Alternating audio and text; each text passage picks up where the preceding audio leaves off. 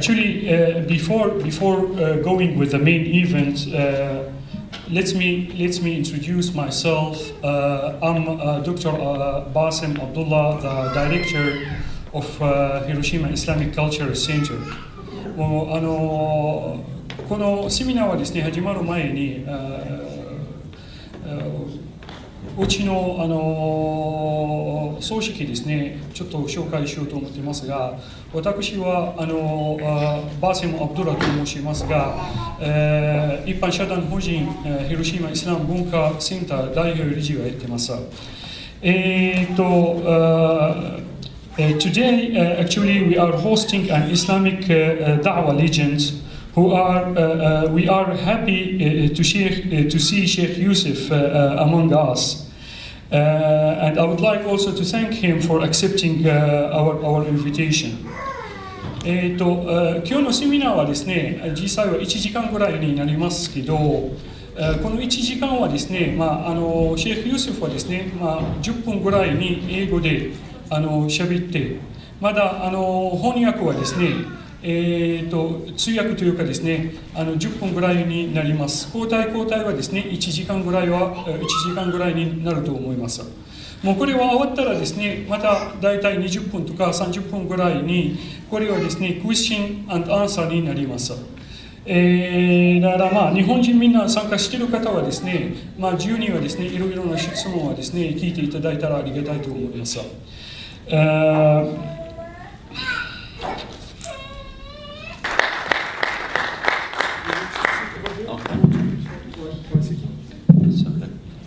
Where's our camera? Oh.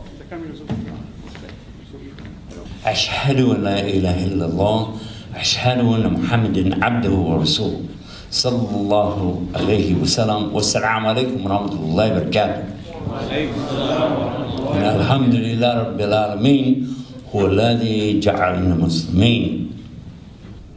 Now, how many of you can understand what I'm saying? Please raise your hand. Okay, now how many of you cannot understand me? Raise your hand. You can't raise your hand twice, sorry. Nice try though. 先の話は分かりましたの方は手を挙げてください。彼の話、私は通訳したのところで分かったの人たちはちょっと手を挙げてください。全然分かってない。Because we can save about 60 minutes of time if we don't need to have translation.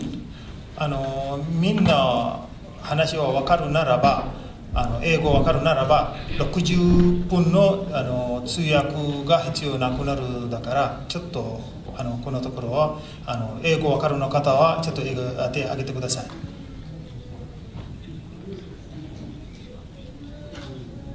さっき英語で言ったの話は手を挙げてください。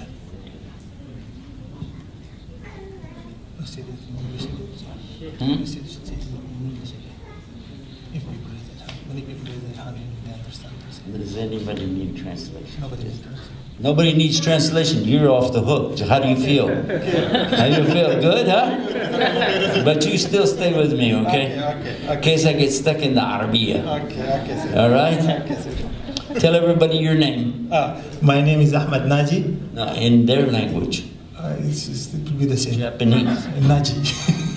No, my name is. Okay. ナジと申します。私はもともと通訳本職じゃないんです。ちょっと今日は通訳の人が現れてないんですけれど、私ちょっと代わりにやろうもしようかなと思いましたけど、そしたら必要ないでよかったんです。どうもありがとうございます。It takes all that to say my name is? What a language, mashallah. Whoa. This is dangerous stuff, man. Alhamdulillah. Alhamdulillah Rabbil Alameen. It's a great chance really to be here with all of you today. It's my pleasure, my honor to have a chance to visit here. We had an amazing afternoon. We went to the Hiroshima Peace Memorial. We visited there. We saw the museum We went for a walk, and we met with the children from the schools and talked with the children. It was really great. Oh, I forgot to use my one Japanese word. Konnichiwa. That's it, finished. Unless you count chopsticks, I don't know any other words. Alhamdulillah. But what we learned, a good lesson. The lesson that we learned is one that Islam teaches us, but we don't see many Muslims remembering this good lesson. The lesson is regarding the akhlaq, the behavior or the character of a believer. Since coming to Japan, just only a couple of days ago, we came Thursday night, and in the short time that we've been here, we've all been really impressed, very happy to see the behavior of the Japanese people because of their character. The character, when a person is looking to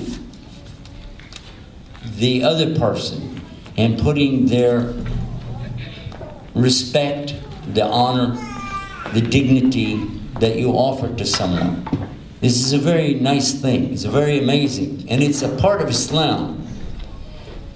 So what we did, we made a program to broadcast on our television channel talking about looking to the Japanese people to see some amazing results that come from this good character.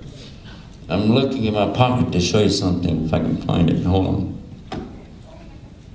Where is it? Here we go. Just to give one example to the folks who are watching us at home, they're not here, they're in another part of the world. Imagine if somebody in America gives you their business card. You say, here's my card. And they go, okay, that's it. Over here, no.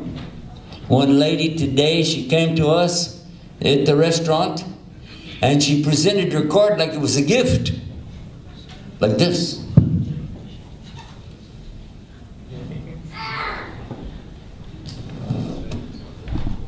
I'm looking at her hand like, what's, maybe this is made out of gold, I don't know.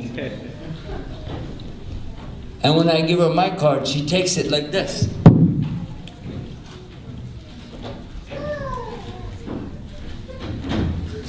So it means, really, you're supposed to think about the person. Who is this person? Give me this card. Okay, this is the name, this is what. So I was thinking, if we take this much time and respect for somebody, maybe we could change the way the whole world really looks at each other. The Prophet Muhammad, peace be upon him, sallallahu alaihi wasallam, he had this good habit. He had this good sunnah of showing such respect. I just read this a few days ago. Before I came to Japan, somebody was talking about Prophet Muhammad in my country, saying very bad things. And somebody else said, no, this is not true. Actually, he was so kind, so considerate of anybody. Even when he spoke to the people, if he's walking, and somebody would like to shake his hand, not like this, okay, like this. No. He would stop. He would turn his body toward the person and speak to them. And he will not let go of their hand until they let go of his hand. He will not let go until they let go. And he will not move away until they move away. And he did this even if he was busy, even if he has a big thing on his mind, you know, but still he will give this respect to the people. One of the things impressed me when I came to Islam is the word haq. Haq. Usually in English we say haq. It means the truth. And it is true. But it also means people's rights, Allah's rights, the Prophet ﷺ's rights, rights of Quran, rights. It deals with every kind of right. And I thought, if you didn't mind, I would like to talk about that just for a minute. I'm sure many of you, when you hear it, you'll identify with a lot of the good habits of the people of Japan. Because in Islam, to be a believer is not just to say, I believe, and that's all. No. It requires action in many ways. But whoever does not give mercy will not be shown mercy by Allah. Whoever does not deal with the people honestly, Prophet Muhammad ﷺ said, he is not of us. Who is lying or cheating or hurting the people, the Prophet Muhammad ﷺ, he said, he's not from us. So it means just saying La ilaha illallah means there's only one God to worship is not enough. You have to have the action, the character of Muhammad sallallahu alaihi wasallam. And this is not a small thing. This is very big. Many of our Muslims today don't take time to learn, to study, to find out the most important thing of this life. We spend a lot of time in universities, colleges, schools, and learning facilities, trying to improve our mind, trying to learn information about engineering, electronics, IT, medicine, law, but we don't study the things that will help us in the next life. Many Muslims today, Muslims around the world, not just here, but in every country you go, you'll find Muslims are number one in bachelor's degrees, master's degrees, PhD. But at the same time, you ask them basic questions about the character of Muhammad ﷺ, they don't know. You ask them basic questions about Arabiya, the Arabic language, they don't know. You ask them about the character of Muhammad ﷺ, they really don't know. And for this is aib. This is a big shame on us as Muslims, that we have put such a value on secular learning, but we forgot about learning of the things most important. Because what difference does it make if you have a high standard in education, a high level in education, but you don't have any high level at all with the people, and you sure don't have any level with Allah subhanahu wa ta'ala. Let me give you a little bit more about this subject from the Quran.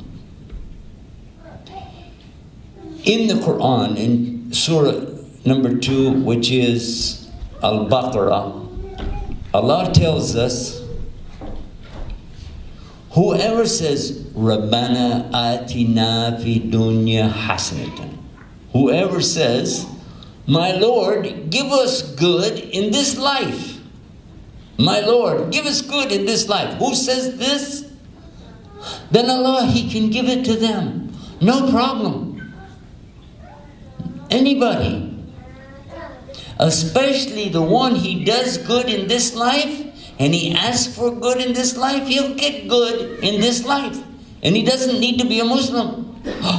What? That's true. Somebody, he's nice to the people. He's kind to the people.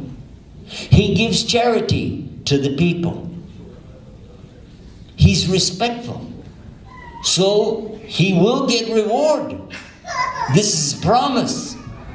Allah said clearly in Quran, nobody will be cheated out of anything. Any good they do, they will get reward. So if you think you have to be a Muslim to get reward, you don't have to be. In this life. In this life. But then it continues. And it says, whoever says, Rabbana atina fi dunya hasanan wa fil akhirati hasanan wa qina adhab an-nar, then Allah will give them the good in this life and the good in the next life, and He will protect them from the hellfire. Na'udhu billah. And we ask Allah for this. Ameen. I found in Japan nothing deficient. Everything is there. In character, behavior, the way they raise the children up. So many beautiful things. Nothing is missing from the Japanese culture for this life. For this life. But what about the next life? We observed while we were here something very important. The Japanese people, many of them, they said, we don't like to discuss religion. Why? Because if you discuss religion, there are too many religions, and people will fight and argue. This is true. And many people said, look, we are being good, people are being good to us, so if you would like a religion, okay, take your religion, you can have it, no problem. But please, don't bring it out in the open, okay? Just keep it. You keep your religion, we'll keep what we have. Lakum dinakum waliyadeen. They're saying this. Who's supposed to say this? We are. We're supposed to say that. They're saying that to us. Why? Because they have perfected the deen of the earth. The deen of the earth. And it is a balance. If you put something here, a balance, something over here. So all the good you do in this earth, you will see it here in this earth. The only problem is the big problem. You won't live forever. Qala Allah subhanahu wa ta'ala, kullu nafsin da'ikatul maut. God Almighty in the Quran, He said, every person, every soul will die. Everybody will die. Do you know that? We're here in Hiroshima. Of all the places in the world, if you don't know about death, come here and you can find out about death. And if I said 1945, you know exactly what I'm talking about. But I don't have to say more than this. If you say atomic bomb, you know. Pictures come in your mind right away. And how many people died as a result of that one bomb at Hiroshima? We just came from there, and I can quote it because I just saw it. 140,000 people. 140,000 people died either on the spot or eventually from a result of that bomb going off, all within less than 1 year. Kullu nafsin dha'iqatul maut. But it doesn't matter, because almost everybody that was an adult at that time on the earth is dead anyway today. Because that was 67 years ago. I can do that math real easy because I was born in 1944, just 1 year before. I don't remember that war, and I don't remember that occasion. But in this country where we are right now, these children, the little children we met today, they remember it because they're being taught ever since they started school. We were told that the children here of this area visit there every year. They visit the memorial, and they call it a peace memorial. Now, you know this, but for our audience at home watching us now, I want them to know what we saw, what we experienced. Because it is truly amazing, ajib, really amazing. You see, our Prophet Muhammad, peace be upon him, told us, every child, every baby, when the baby is born, they're born on the fitrah of al-Islam. It means the child is already born in the right way. The child is born on the way that Allah wants them to be. They are innocent. And they are in submission. And they are in a state of surrender. And they are in obedience to God. A child is perfect. A child is perfect in front of Allah. Any child that dies, this Islam teaches us, any child who dies, they go to paradise. It doesn't matter the religion or no religion of the parents. The child is innocent in front of Allah. Do you want to know what's Islam? Look to the children. Look to the children. And Omar radiallahu anhu, you know Omar, everybody knows who's Omar? The third, well actually the second caliph after the death of Muhammad sallallahu alaihi wasallam.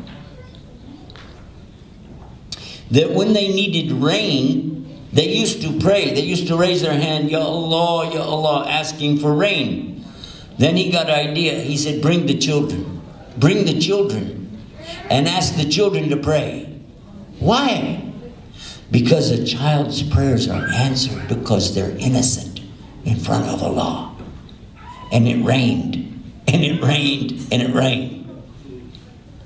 So we understand the importance of observing the way you raise a child up, because Prophet Muhammad, peace be upon him, he said, every child is born in the way of Islam. It's the parents, or the way they are raised up that will make them become a Jew, a Christian, a Majusi, fire worshiper, idolater, pagan. Whatever they become is a result of the environment. So if the parents give the child the best example, if the parents raise the child up in the best way, the child will follow that. So the people here of Hiroshima, they are showing the children by example the right way. In fact, all of Japan showing the children early. Be nice, be kind, give sadaqah, give charity, always smile. I don't know how they can smile so much. I'm sorry. I mean, I try. Prophet Muhammad, peace be upon him, told us about this. It's called ibtisam. Ibtisam, the smile. He said, in your body, you have 360 joints. 360 joints in your body. And every day, you need to do an act of charity for every joint. Every day you need to do one act of charity for every joint.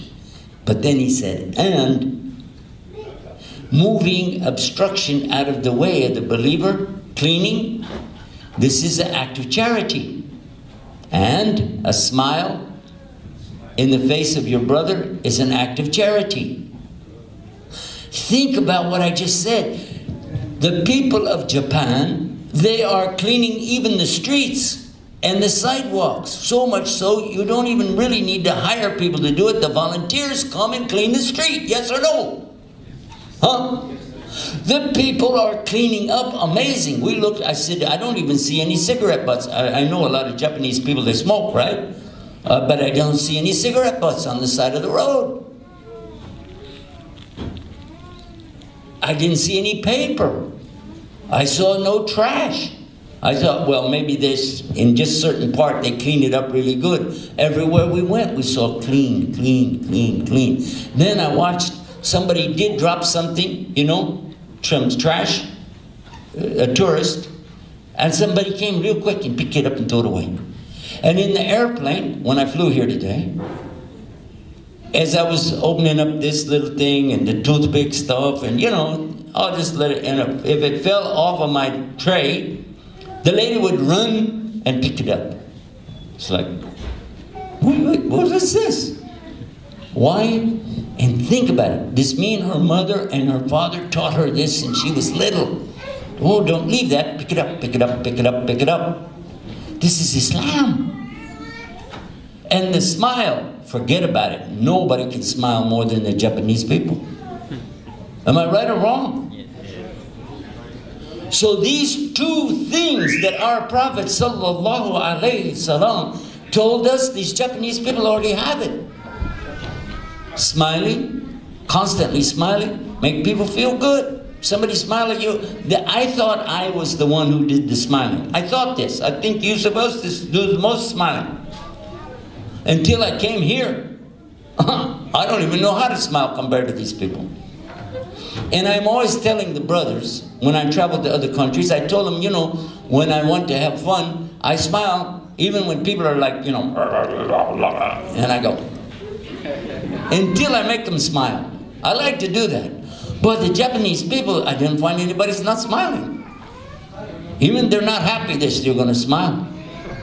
Maybe they don't like you, still they're going to smile. Doesn't matter. So they have the ibtisam, they have this down pat, no problem. Mafi mushkila. And the removing of the obstruction, these two things, they got it. Now, another thing in Islam, you have to give everybody their rights. This is very critical. If you don't give people their rights, you lose. You will lose immediately. Even your enemy in Islam, he has rights. And I want to come to this. There are many examples, more than 1,000 examples I could give you right now, seriously. But I want to only do this one so we can finish today. And this right is the right of your enemies. In Islam, at the time of Muhammad sallallahu alaihi wasallam, when they had enemies fighting them, killing them, slaughtering them with the swords, their enemies doing this to them, if the enemy stopped, they have to stop. If he put down his sword, you cannot kill him. You cannot kill him. He put down his sword, even if he's calling you names, calling your mother names, still you can't kill him. He put his sword down. This is in Quran. This is in Quran in chapter 2, Surah Baqarah, ayah 190 and on 191. It's telling us that you do qittal, not jihad. This word is not there, by the way. Some people think this is jihad because translator said this. It's not jihad. It says qittal, which means to do combat. Now, you know, everybody here knows what's ninja, right? Huh? We know what's a ninja. This is combat. He's doing combat. This is the word. So in Quran, translation said fight. But it doesn't mean fight like fight with words. It doesn't mean like fight with, try to get somebody's parking space. No, it means fight like the ninja fighting, you know, fighting to kill if you can. So it's telling the people that when they go back to Mecca for their pilgrimage, even though you're dressed as a pilgrim, you know what I mean? It's religious. So you're in a religious state. Some people thought, well, we can't fight because we're in a religious state. They come to kill us, we can't do anything. No. Allah said, no. Now you can fight. You can be in combat. If they combat you, then you can combat them. But if they stop, you have to stop. Otherwise, you're the aggressor. And Allah said, and Allah does not love the aggressor. Do you understand this? Please, brothers and sisters, listen carefully to what I'm going to tell you next. Because the Quran makes it clear that you must never transgress anybody's rights, even your enemy. If he stops, you must stop. Let me give you the example. Ali radiallahu anhu, he was the 4th Khalifa. And when they were engaged in a war, in a fight, and they were battling swords out, you know, the enemy's sword broke or he dropped something. So Ali is ready to kill this man. But the man, he spit on him. He spit on Ali. Ali radiallahu anhu pulled his sword back. The man said, why you don't kill me? He said, if I kill you before, I'm killing you for Allah, for this fighting against the law. This I can do. But when you spit on me, if I kill you now, it's personal, and we are not allowed to have a personal vengeance. What? You cannot fight like this and kill somebody to satisfy your ego or your, you know who I am? No, it's not permissible. Now, what has that got to do with Japan? Look to the Peace Memorial and see what they're teaching these children today. In August the 6th, 1945, the day after my sister's birthday. She was born August the 5th. They exploded a bomb up in the air so that it would wipe out not just the area, but the entire village, the entire valley between the mountains, and burned it with a 5,000-degree fire. This is hotter. This is more heat than it takes to bake the clay to make a cup or a saucer, a dish, ceramic statue. All of that can be usually between 2,200 and 2,500 degrees Fahrenheit is what it takes. I know we used to be in that business. And when it said 5,000 degrees, I said, oh my God. And they said Celsius. Who could survive such a thing? What kind of people do something like this?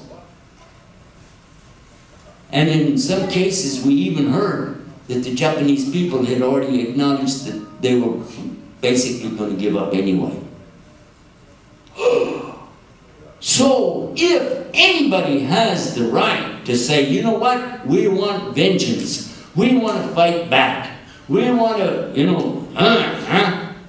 I guess people of Hiroshima would have a good cause, yes or no? I mean, seriously. But look what they're teaching them. Instead of this, they sent trees to Washington, D.C.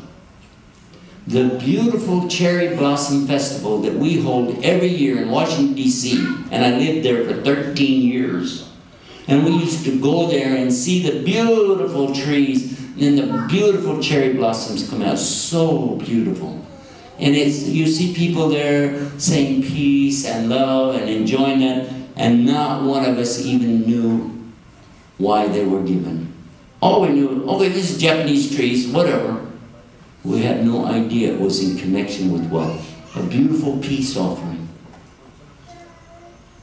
You send us a bomb, we send you blossoms. You send death, we send life. Nobody can compare to what we see as an example from these people in these days. When we look to the action of some of the Muslims and their retaliation, we understand anger, we understand frustration, there's no doubt.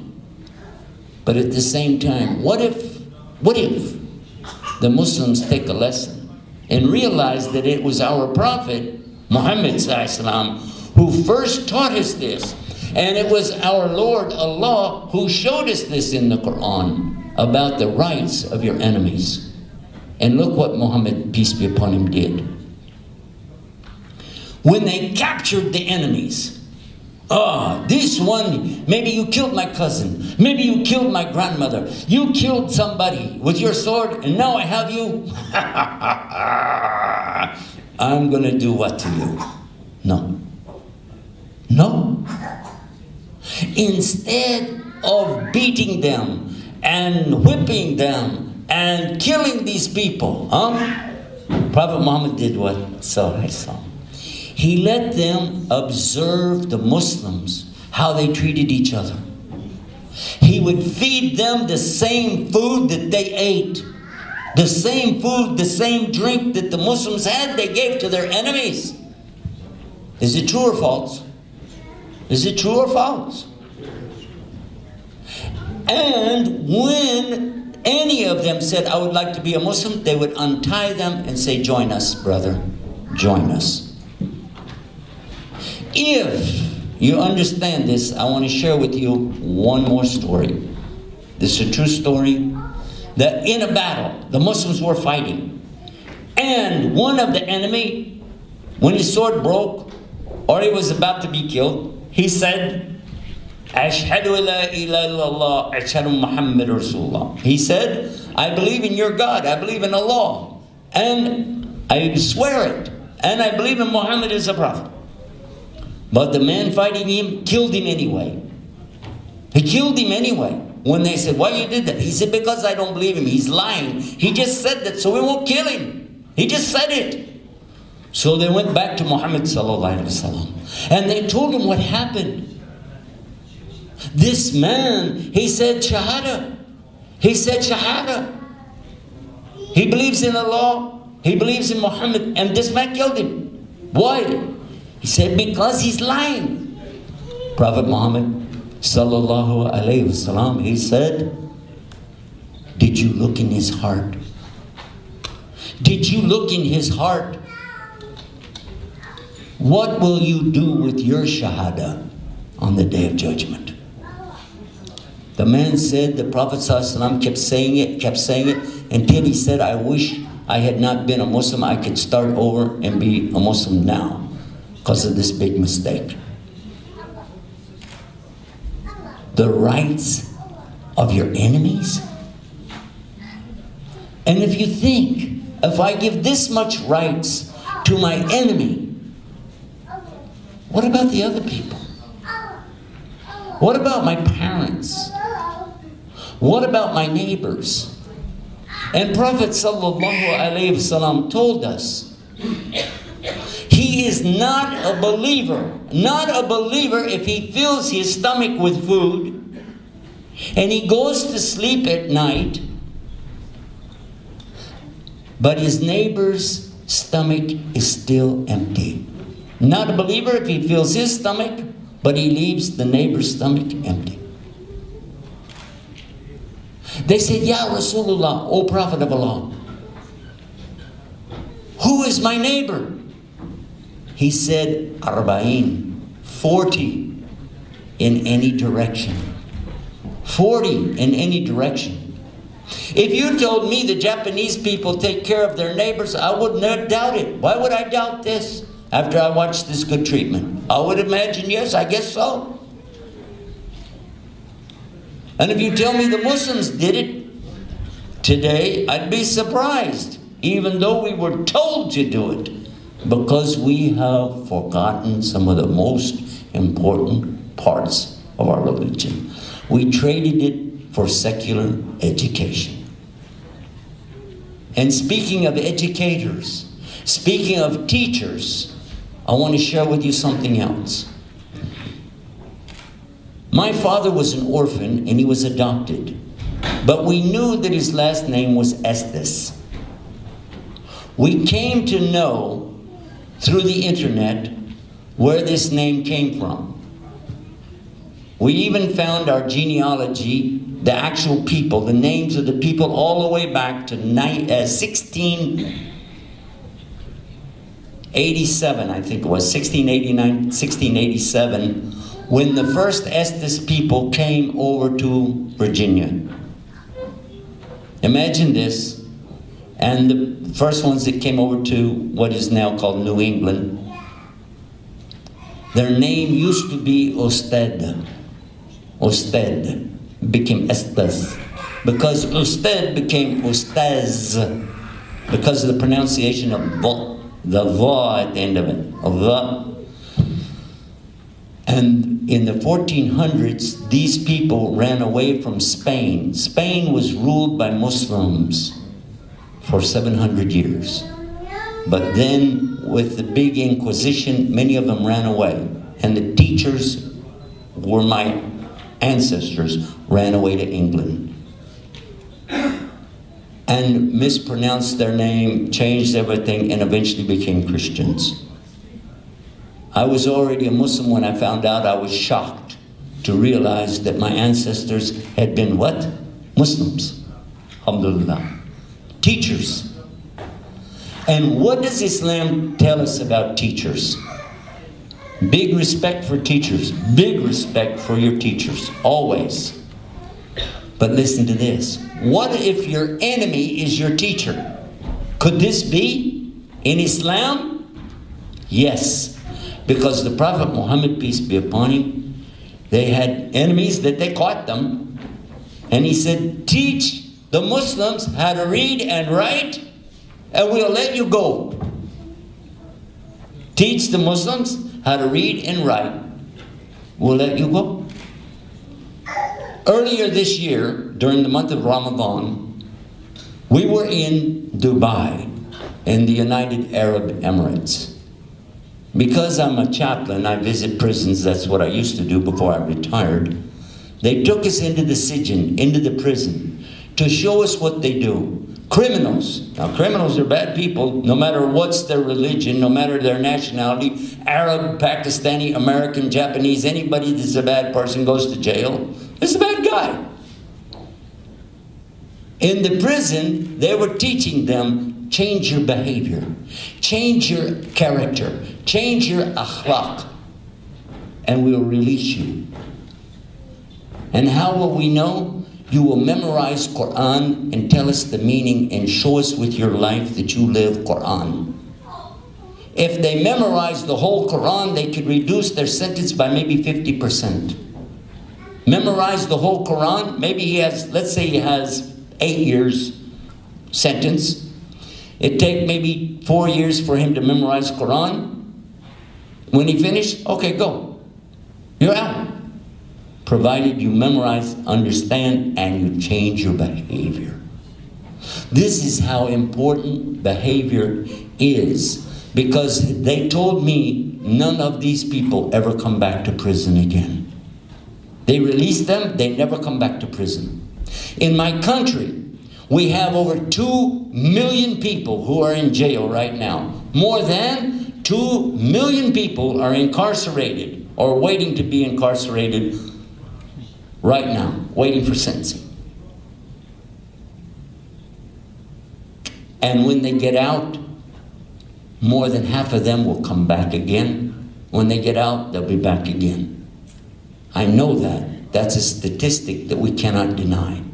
Why? Because they don't change their character. They don't change their behavior. Start in the beginning. I'm going to sum everything up now. Start in the beginning with the children. How you raise the children, this is how they will be. From the beginning, and we saw the example here, and we want to see this example again with the Muslims to have this good way of raising up the children.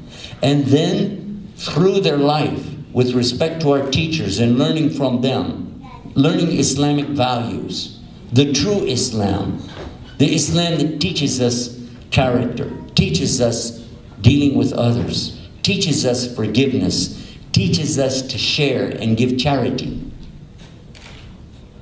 And above all, the Islam that teaches us to be patient, to persevere. These qualities are the ones that make the Muslim really a movement. To say I believe is only the beginning. It's only to open the door. But to have the character, this is fulfillment of the Shahada. The only problem with the people of Japan is they don't finish the rest of it. I'm so sorry for them, because when they die, they've already had all of their payment back for their good deeds. There isn't anything waiting for them because they gave up on that. They gave up. The man-made religions, the twisted religions, even today, when we look at Islam in the newspaper, I don't want that religion either. By the way, the religion mentioned in the newspaper, I don't want it. Do you? Terrorism, blowing up people, your mother blowing herself up? What's that? That's scary.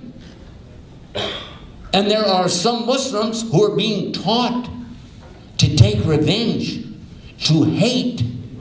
So much so, they hate so much, they're willing to die themselves to kill somebody else. That's pretty sick. Compare that with what we saw today. That even though the people were killed, the children, the grandchildren, and the great-grandchildren are willing to return blossoms for the bomb. A good lesson that we can take from them, and more than anything, a chance for us to give a lesson back for those good people of Japan. The lesson is, guys, what about the next life? If you know there's a creation, you know there's a creator. If you believe in evolution, some things evolve, but not from other species. A giraffe doesn't turn into a zebra. A lizard does not turn into an elephant. None of those things go from one species to another. Never. And they never did. All of these things are separate. They changed. Yes. Even in our lifetime, we've seen animals change. I'll give you one example. Charles Darwin, had a theory of evolution based on the shape of the beaks of some birds in the Galapagos Islands off the coast of Ecuador. When he visited those islands, he saw that on some islands the birds had a beak that was like this way, so he could get into certain kinds of trees. But on other islands where there was a lot of fruit, the bill was bent over so he could eat the fruit. So he thought this was called evolution, that they evolved over time, because he also thought that the plants evolved as well. But in 1999, it was 1998, there was a special on television, on PBS, about El Nino. How many of you heard of El Nino? You know El Nino? The weather phenomenon that happened out in the Pacific Ocean and across the northern part of South America and Mexico and Central America. It was a strange weather phenomenon. And it changed the ecological structure of these islands so that it was not growing the same things it grew before. And in that program, the documentary, the announcer, he said that when the eggs opened up, the birds hatched, their beaks were already changed. Not in 20 million years, 6 months. The mother of the egg, of the bird, her bill would be like this. But the baby's bill, when he was born so he could eat the food. And they never showed that one again, ever. But I heard him say, I guess Charles Darwin would be amazed. I wonder what he would say. That's what this man was saying, and we never heard it again. Because guess what? That's definitely against evolution, isn't it? And look at the universe. Did you ever think if there was a big bang, boom, huh? And here again, in Hiroshima, you know what a big bang does? Did you see it? Did you go to the place? Did you guys, anybody went there and see this? Did you visit the Peace Memorial? Something went boom, big bang, didn't it? And what was there? Huh? I want to emphasize that for a reason. Because when we look to the universe, it's expanding. Yes. But expanding what? Is it garbage blowing up in trash?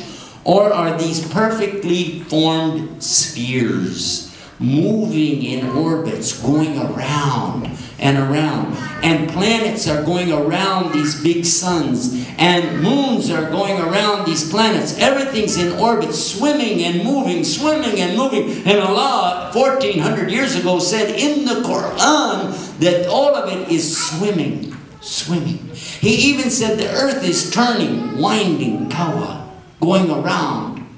And the sun is in an orbit. And even some people didn't know the sun was in an orbit just a few decades ago. In the Quran, Allah said the Quran is in an orbit. Some people thought it meant that the sun was going around the earth. No. The earth is going around the sun, but the earth is turning while it goes around the sun, and the sun is going around. All of these things moving in this big, beautiful package. You think this is by accident? Do you really? Please think again before it's too late. And then while you're thinking, put your telescope aside and take your microscope and look under the, oh, look what do you see under the microscope? Oh, this same thing. Again, spheres, orbs, going around in their orbits, being circled by others. And the theory of atoms, what does it say? You have protons, neutrons, electrons, all doing the same thing. A center, a nucleus, and going around in orbits. How is it that the smallest thing in the universe and the biggest thing in the universe are exactly the same thing? And how did we become right in exactly the middle? We cannot see that unless we have optical assistance from a telescope or a microscope. Who did this? And who gave us the ability to find out about it? Who has done this? And if you don't understand, please visit our website, ScienceIslam.com. ScienceIslam.com. Find out before it's too late. Because if there's a God, one real God, not a God with an elephant's head, not a God with 6 blue arms, not a bunch of gods floating in clouds and trees and going around and fighting with each other, a real creator of everything. Think about that. Because if that's true, and if the Quran is right, there's only one real salvation. If you really want the good of this life and the good of the next life, it's required to say it like this. Rabbana Atina fi dunya hasanatan. Our Lord, give us good here in this life. Wa akhirati hasanatan. And give us good in the next life. Wa qina adhab an-nar. And save us from the punishment of the hellfire. Amen. For anyone who would like to do this, it is very simple. Those of you who are watching us at home right now, maybe you didn't realize this, but you can do it where you are right now. Just say it. Go inside your heart and ask your Lord, your Creator, the one who gives you food every day, the one who gives you air to breathe, the one who's giving you this chance right now. Just say it. God, I believe in you. Guide me. Guide us. That's why we call our channel Guide Us. We're asking God, guide us. And if there's a God, He'll guide you. You don't need me. You don't need Yusuf Estes. You don't even need this TV channel. But you need your Lord. Ask Him, guide me. Guide me. And if you'll do that, He'll guide you. He'll guide you to the most beautiful path. By the way, there's something else that you should know. Here in Japan, I discovered that these religions, there are many religions, so many, I was amazed how many things got made up, how people played with it. But in every case, they told me every religion charges money. I was shocked. I was shocked. No matter you do this, you get married, money. Huh? In Pakistan, it's a lot of money, but you give it to the wife. This you give to the priest, to the temple, for what? What do you do? Why I'm giving you $20,000? Any event, any celebration, give money. Something happens, give money. Something didn't happen, still give money. Somebody dies, give a whole lot of money. And then we'll burn you up. A'udhu billah. Somebody just came to Islam recently and they asked the Imam, when somebody dies, how much does it cost? And listen to this. And this just happened last week. A man passed away last week. He was like 85 years old. Rahimahullah. The week before that, his granddaughter, I want you to listen carefully. His granddaughter had become a Muslim. His granddaughter became a Muslim. And she went to her grandfather and she sat with him and she was good to him, giving him the good treatment as she should. He listened and he accepted Islam. Ashhadu an la ilaha illallah. Ashhadu Muhammad Rasulullah. He said his shahada. 1 week later, last week, he died. He died. Look how Allah let him live 85 years. Kept him alive till he finally said it, so that he could take the man and give him the good of the next life and put him in paradise. La ilaha illallah. Allah Rahman Rahim. Allah is so merciful. And then the people, they didn't know. They came, they said, oh, he has wasila, which is a will. You know, when you're going to die, you have to write this up. So they read it, and he said, I want to be buried like a Muslim. I am a Muslim. So the family, many of them, they're not Muslim. They want to know, how much money is this going to cost? What do they charge over there, those Muslim guys, you know? This religion here is 20,000, that one 50,000. This one, I'm talking about American dollars. I'm talking about American dollars. The Muslim said, no, it's free. Huh? It's free? Yeah.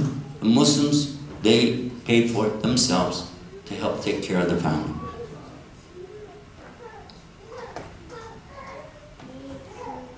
I'm asking you, please, brothers and sisters, convey the message to the people before it's too late for them and too late for us. Allah, He's going to ask us. You saw the way of the Japanese people. Why didn't you tell them the rest of the story? Why didn't you tell them? And if you say, well, they don't want to talk about religion, then say, good, I don't want to talk about religion either. Because you know what? Islam is not a religion. What? Islam is not really a religion. A religion is something, according to the word in English, a fear of the gods. Islam is about submission to the only God. It's about surrender and sincerity and peace. Peace is in the word Islam. To be at peace with Allah no matter what He gives you. If He gives you an education, be at peace. If He gives you money, be at peace. If He gives you cancer, be at peace. If He gives you death, be at peace with your Lord. That is the Islam which is required to be a Muslim. If you're serious with your Lord and you have this, then for sure, you have this deen, not religion, this way. It's the way of your life. Everybody has a deen. Not everybody has a religion. A deen is what you do from the time you wake up to the time you go to bed. A deen is what you do from the time you're born until the time you die. Everybody has a deen, but not everybody has a religion. And every Muslim has a complete deen that doesn't need a man-made religion. Anything and everything in Islam must come only from the Quran and the one who brought it, which is Muhammad sallallahu alayhi wasallam. We do not rely on some pundit, some priest, some emperor of the temple to give us his fatwa. We are only looking for our scholars to tell us what is actually in Quran and Hadith. And this is what we rely on. And may Allah subhanahu wa ta'ala make us of those people who know and understand what this deen is really about. Ameen. Allah subhanahu wa ta'ala give us hidayah. Ameen. Allah wake us up to the responsibility of the da'wah. Ameen. Allah make us of the character of Muhammad sallallahu alayhi wa sallam, so these people of Japan can see, oh, there's something even better than what we have in this dunya. Dunya, by the way, it means this world. Akhir means the next world. I forgot to translate that. Sorry about that. Insha'Allah ta'ala, God willing, Allah forgive all of us and put us on the right path and give us success here and in the hereafter and save us from the fire. Rabbana atina fi dunya hasan wa fil akhirati hasan wa qina adhaban nar. Alhamdulillah rabbil alameen huwa alladhi ja'ala muslimin. Assalamu alaikum. Peace.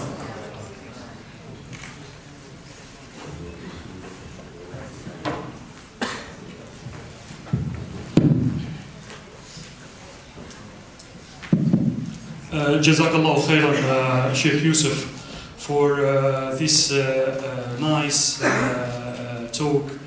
Now I would like to open the time. I think we still have about 25 minutes for questions and answer. If you have any question, you can direct it to Sheikh Yusuf directly, and I think he is that right? Written. Did you pass the paper? Is the paper over there? Okay, very good. Can I collect the paper?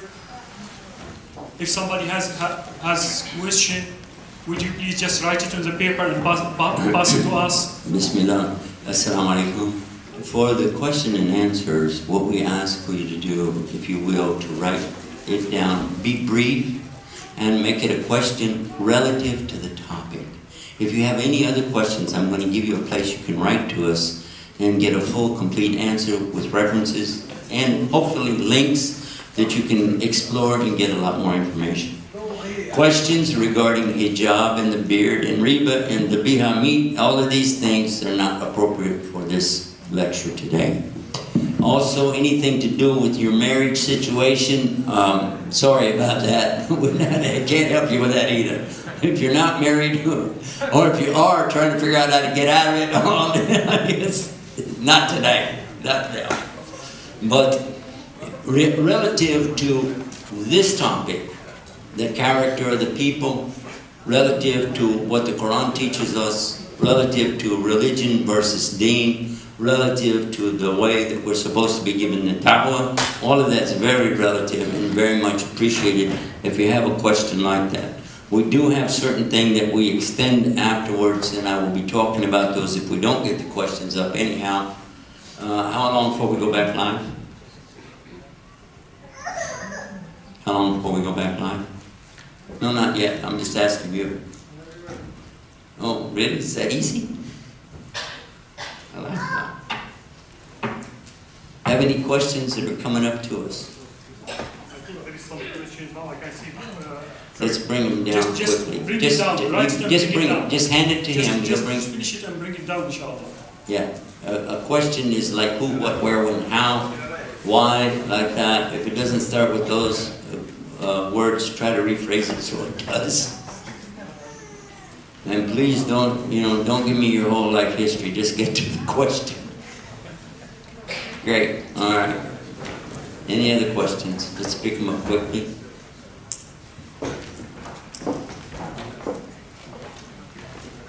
Because once we start, because we are live on television, we're not going to have people walking back and forth or coming up here, so I need to catch them all now to get started. Anybody else going to do a question, raise your hand, so I'll wait. Okay, we're over on this side over here, ladies. Somebody go up there and get that from the ladies, please.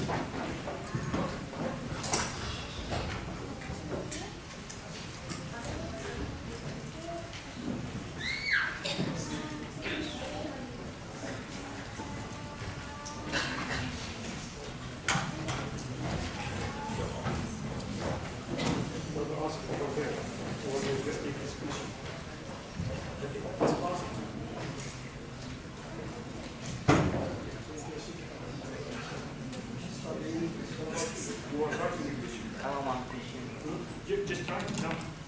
Right. Are you done with this? Or I want to ask him directly. The sheikh is putting a rule, just the question you receive. On the written questions. Yeah, you know, on television they won't be able to hear you. Okay, we're going live again, so just bring your question quickly. Anybody else have a question? Quickly.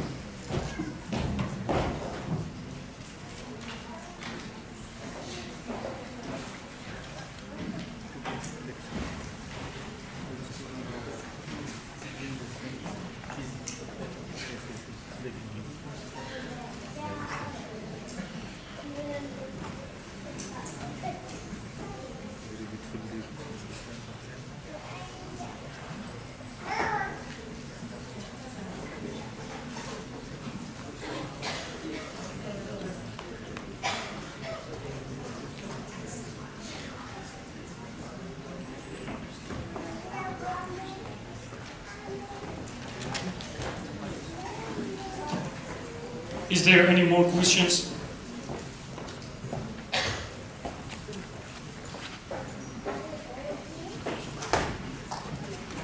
Okay, we're going to have to, that's it. We can't take any more questions because we've got to get back live right away. So sorry about that, but we do have to stop now because nobody else can walk in front of the camera. Bismillah, alhamdulillah. In alhamdulillah, rabbil alameen, wa salatu wa salam ala rasulullah kareem wa ala alihi wa sahbihi ajma'in. Ashhadu an la ilaha illallah, ashhadu Muhammadan abduhu wa rasul, sallallahu alayhi wa sallam. We come to that portion of our program where we ask our audience to participate with us to bring forward their questions, concerns regarding the topic that we're talking on. And already we have some questions laying here. We're going to go ahead and deal with those now. But if you have a question, maybe at home you have a question and you'd like to get an answer to, you can write to us. It's real easy to do that. Write to us at contact, that's CONTACT, at guideus.tv. So anyone here in the audience or at home, you make note of our email address and you can write to us anytime, but do give us time to answer because we will refer it either to myself or to some scholars that we have to help give you the best answer. It doesn't have to be on today's topic, by the way. It can be for any topic you'd like to ask about. Let's get started. Bismillah ar-Rahman ar-Rahim with the first one. This one says, somebody believes in the Lord, Rabb, but he does not believe in Allah. What about him? Well, let us, first of all, talk about what does Lord mean. Rabb and Lord are almost identical words, English and Arabic, because a Rabb could be Allah, but it could also be a human being, because a Rabb is somebody who owns something or is in control of it. Like a landlord is responsible for collecting the money from you to pay your rent. That's a landlord, and that's correct. And that works in Arabic the same way. So it means that the person you said doesn't believe in Allah, well, what do you think is going to happen? Because if somebody believes in Allah, then this is the beginning. But then the next thing is they have to reject anything that is not Allah. Because some people will say, I believe in God, one God. And as soon as they say and, look out. And I also believe in, okay, it's not going to work. Because there's really only one God. And the way to reach that God, to connect up with that God, is not going through a piece of wood that you carved with your hands. Not by making a statue out of a stone and praying to that statue saying, I believe in God, but this statue helps me think about God. No, it doesn't work like that. Because He is the one to tell you how to worship Him. Not you tell Him how you want to worship Him. Does that make sense? So if the landlord came to you and said, I want payment, and you gave him a handful of M&Ms, so a pile of candy in his hand, and you said, there's your payment. You said, that's not what I want. Yeah, but that's what I want to give you. What do you think is going to happen? Huh? You're going to get thrown out of the house, same way you'll get thrown out of the paradise. It's not going to work. So if you don't want to believe in Allah, understand that was your choice. It's your choice. He says, La ikraha fi din, qad tabayyana rushdu min al-ghayy, fama yakfur bit-taghut wa yu'min billahi faqad istamsaka bil-urwati al-wuthqa fisma laha wallahu sami'un alim. And in there he's talking about the one who has believed in Allah and has rejected false worship, has grabbed a handhold that will never break. But it requires first to believe in Allah as one without any partners, reject all the false worship, false gods, and then that is the way to paradise. Okay? But that's a good question. And it's just like if you said, well, somebody is real nice to people in this life. That was the purpose of our talk today. There are many people here in Japan who are very nice people. Why can't they go to paradise? Well, they were nice to the people. Nice to the people. They weren't nice to Allah. Allah said in the Quran, وَمَا خَلَقْتُ الْجِنَّ وَالْإِنسَ إِلَّا لِيَعْبُدُونِ. He said, I did not create the humans and jinn except for worship. And everybody worships. There's nobody on this planet except they worship something. Have you said, no, I know somebody's an atheist, and atheists don't worship? Trust me. An atheist worships just like anybody else. Maybe he worships his new car. Maybe he worships his position at the university. Maybe he worships money. Maybe he worships a woman or whatever. I'm just saying that everybody has desires in their heart that they attach themselves to, and that's what ibadah is. In fact, the word in Arabic is not worship. The word is slavery. Abd. Abd means slave. What you make yourself a slave to. If you're a slave to your job, if you're a slave to your wife, if your wife is a slave to you, all of this is abd. But if you make yourself only a slave to the Almighty that created you, then you have achieved the right direction. I hope we made our point. And if you want more clarification, please visit the website called godallah.com. godallah.com. And you'll find out more about who Allah is and who He isn't right there. I would like to come to the next question now. It said, some preachers from the Jehovah's Witness come and explain their religion to us. How or what is the best way to deal with them to convey to them Islam? Well, actually our subject today is not really about Christians. It's more about people who are rejecting religion altogether, or ignoring religion, or atheism. But it's okay and it's sufficient to mention that we have a website to help you to share this message of Islam. It's called shareislam.com. You'll find many answers there to help you with different religions. Christianity is one, Judaism is one, Buddhism, Hinduism, Taoism, and a lot of other isms. But Islam is not an ism because the is in the front, not at the end. Islam doesn't need an ism. It's not Islamism. Okay, anyhow, the best way to deal with anybody who's coming to you trying to preach a religion to them is just ask them nicely. Tell me everything you have. Listen carefully. Tell me everything you have, and you sit there and you listen to them. Take a lesson from the way of Muhammad sallallahu alaihi wasallam. And you can see it among some Japanese. They will do that. They will sit there very nicely and listen to everything you have. Just be quiet. And when they're all finished, say, are you done? Do you have anything else? No? Okay, then real simple. Real simple. Tell them there's really only one God with one message on how to worship Him. And He sent many prophets, but they all said the one message: worship God without partners.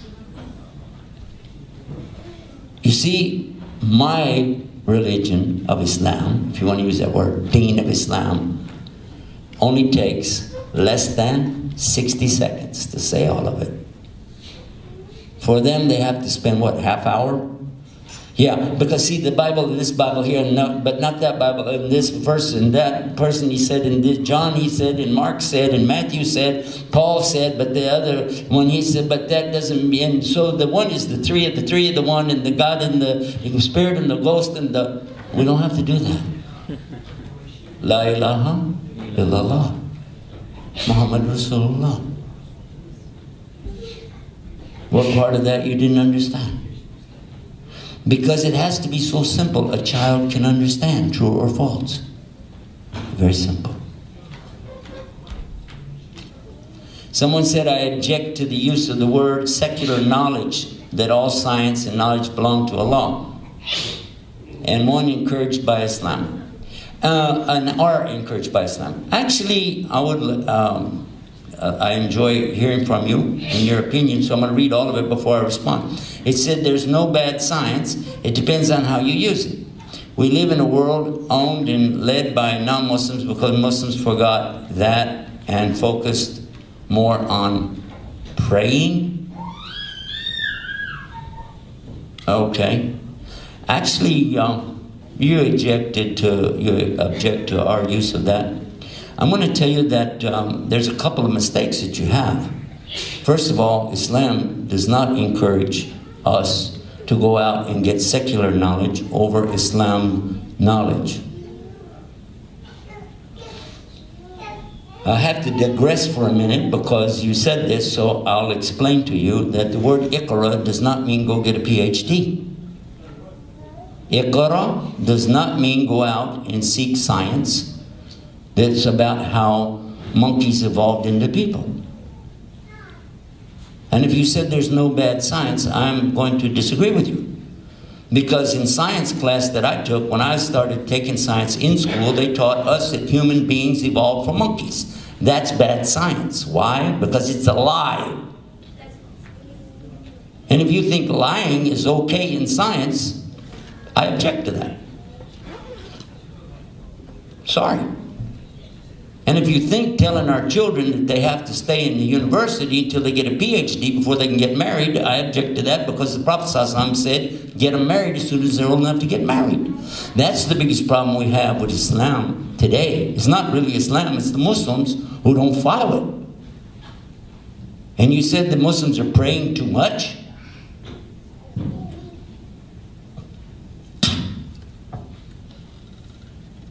I don't know what country you're from. But if you tell us where the country is where you think people pray too much, I would like to go there and see how that works.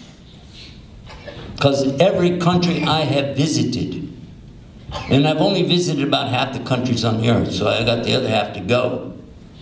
But so far I haven't seen anybody that prayed too much. Not even close. Not even close. Let's compare it to the time of the Prophet ﷺ and how long he stayed up in the night and prayed night after night after night. And the scholars that followed him after that and how they stayed up in the night and prayed and prayed. The problem for the Muslims, even those who do pray, is that they don't really focus on what they're praying about. It becomes ritual. And that is a problem. And I agree with you if that's what you meant. But there's no such thing as praying too much, because there's nothing going to happen in this world except that Allah is going to make it happen. So if you're not going to ask Him, who are you going to ask? If you think you can do everything on your own, you don't need Allah. This is a bigger problem. I don't know. But write to me and let's talk about it. Okay. Next question. It says, the Japanese seem very intelligent. I agree. And smart? Yep. It said, what's taking them so long to see the light? Well, I think that we discussed that. Part of the problem is that they haven't seen anybody exhibit that light. Their role, their character is actually better than a lot of the Muslims around them. So why should they want to go to Islam when they see us not following it, but claiming we are? This question says, when we ask Japanese about Islam and they say good thing, and we say good things about Islam, they reply, according to the media, Muslims are not good people. Why should we follow you? Well, that's my point, wasn't it? So, until they see a good example from us, what do you expect? Now, let's be fair. Muslims have to be fair. Not all of the stuff in the media is true. Not everything in the media is true any more than everything in science class is true. But again, I will agree with you, it's our fault as Muslims because we used to be the leaders in science. The medicines that we study today, a lot of it came from the annals and from the works of those scientists in Muslim Spain, where my grandfathers are from. If you didn't know that, shame on you. You're Muslim. You should know that. The biggest advancements in science didn't come out of Europe. It came out of Spain, Muslim Spain. Also out of Al-Azhar University. Also out of Iraq, where the Muslims used to follow Islam. But when they began fighting each other, this is the true history of Spain. The Muslims began fighting each other over gold. And they used to hire mercenaries that were not even Muslim to come and help them fight against the Muslims just so they could get the gold from those people. But the mercenaries said, why should we accept that from these guys when we can join together and take it all? And that's what happened.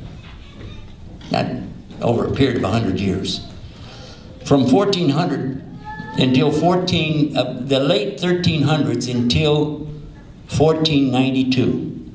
In January, the middle part of January 1492, the last leader, Emir for Spain, Muslim Spain, abdicated and signed over everything to King Ferdinand and Queen Isabella and the Catholic Church.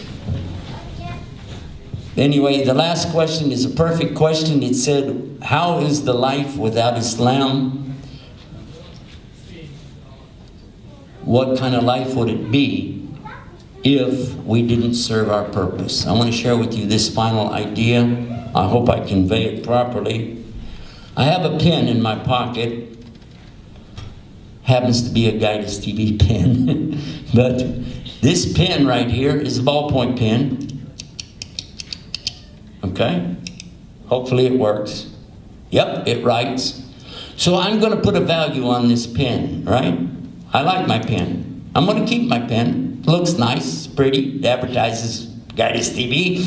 And it writes. It writes. And if you borrow my pen, I'm going to stand right there and wait for you to get done so I can get my pen back. Right or wrong? I will do that. All of us will do that. Why? Because the pen has a purpose, to write. But what happens when one of these pens runs out of ink? And you... doesn't write anymore? We toss it. We don't want it. We don't need it. Right? I don't want it. It doesn't serve its purpose. Now, Allah does not need us. God Almighty, He doesn't need us. Does He need us? No. We don't serve any purpose to Him. The purpose is to ourselves. So for Him, it's no problem at all to throw us in the hellfire if we won't do our purpose. And He told us clearly, He only created us for abd. For what? وَمَا خَلَقْتُ الْجِنَّ وَالْإِنسِ إِلَّا لِيَعْبُدُونِ. Except for this worship to Him and Him alone. So life without Islam is no life at all. Good question. Great audience. Love being with all of you today. May Allah guide all of us. Allah forgive all of us. Allah put all of us in His Jannatul Firdaus A'la. Ameen ya Rabbil Alameen. Wassalamu alaikum. Subhanakallah wa bihamdik. Ashhadu an la ilaha illa anta.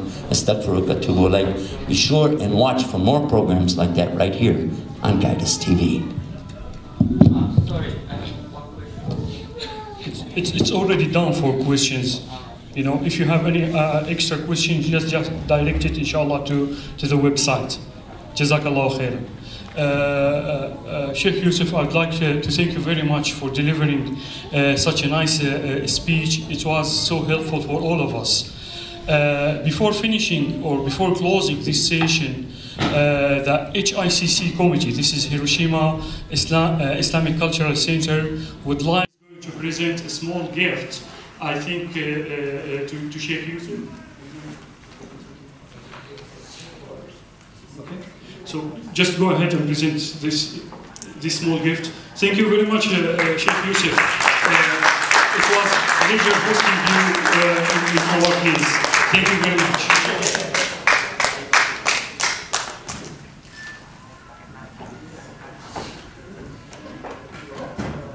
And actually, we are not going to forget the man who is supporting us by broadcasting this session on air. Also, we are presenting him a small gift. I think if you have free time and come to the stage, we are going to pass you this gift. You cannot? Should I take your place? Or should I take the gift? Should I take it? Okay. No. Brother, what was your name? Adam Hassan. Adam? Okay. By the way, Brother Adam has a question that I'm going to ask a question to our audience. How many of you here accepted Islam? Please raise your hand. If you were not born a Muslim, you accepted it. Anybody accepted Islam? Any of our sisters accepted Islam? Huh? Convert, you know, used to be some religion, changed. Because our brother Adam, 3 years ago, he came to Islam. Yes. Welcome. And how many of you have relatives that don't follow Islam, you'd like to help them? Well, we have a website for you, okay? And I encourage you to go to this website called shareislam.com, and the questions on the left side, there's a drop down over there, and then go through those questions, and then go through the websites. It will direct you on how to give a good answer to these questions with proof from Islam. And then, of course, write to me the email I gave you on there. Thank you, Adam. All right, that wraps it up. We had a great time with all of you today. You're just super. We love all of you for the sake of Allah. And I think I'll also give somebody a gift here, too. Here's a broken pen that doesn't write.